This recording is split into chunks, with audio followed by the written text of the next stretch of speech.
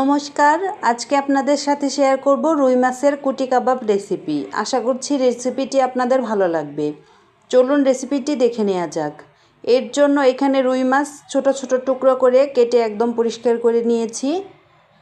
পরিমাণ মতো হলুদ, পরিমাণ মতো মরিচের গুঁড়া, পরিমাণ মতো ধনিয়া গুঁড়া, পরিমাণ মতো জিরা গুঁড়া, পরিমাণ মতো লবণ, হাফ চা চামচ আদা বাটা, হাফ চা চামচ রসুন বাটা, 1 টেবিল চামচ সয়াবিন তেল দিয়ে ভালোভাবে মাছগুলো মেখে নিতে হবে।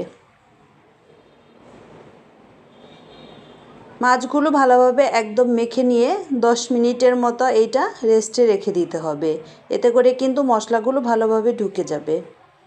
10 মিনিট পর মাছগুলো একে একে ভেজে নিতে হবে। এখানে পরিমাণ মতো তেল দিয়ে মাছগুলো দিয়ে দিতে হবে। মাছগুলো মিডিয়াম আঁচে ভেজে নিতে হবে, এতে করে কিন্তু মশলাগুলো পুড়ে যাবে না। হাই হিটে মাছগুলো ভাজি করলে উপরের মশলাগুলো পুড়ে যাবে, মাছ ভাজিটা খেতে তেতো লাগবে। এতে করে কিন্তু রান্নার স্বাদ পরিবর্তন হবে। মাছগুলো লালচে করে এপিট ওপিট ভেজে নিতে হবে। আর ভিডিওটি যদি ভালো লেগে যায় একটি লাইক দিতে ভুলবেন না। এরকম আরও সহজ রেসিপি পেতে চাইলে চ্যানেলটি সাবস্ক্রাইব করে দিবেন।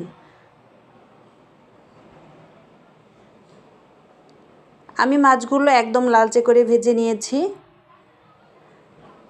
এবার মাছগুলো তুলে নিতে হবে। মাছ তুলে ওই কড়াইতে দিয়ে দিতে হবে পরিমাণ মতো পেঁয়াজ কুচি, পরিমাণ মতো কাঁচামরিচ, পরিমাণ মতো লবণ দিয়ে পেঁয়াজ আর কাঁচামরিচটা ভেজে নিতে হবে। একটু লালচে করে ভেজে নিয়ে মাছগুলো দিয়ে দিতে হবে। এ পর্যায়ে মাছগুলো কিন্তু খুবই নরম, একদম আলতো হাতে 2 মিনিটের মতো ভেজে নামিয়ে নিলে একদম রেডি রুই মাছের কুটি কাবাব রেসিপি। আশা করছি রেসিপিটি আপনাদের ভালো লেগেছে, অবশ্যই একদিন ট্রাই করবেন।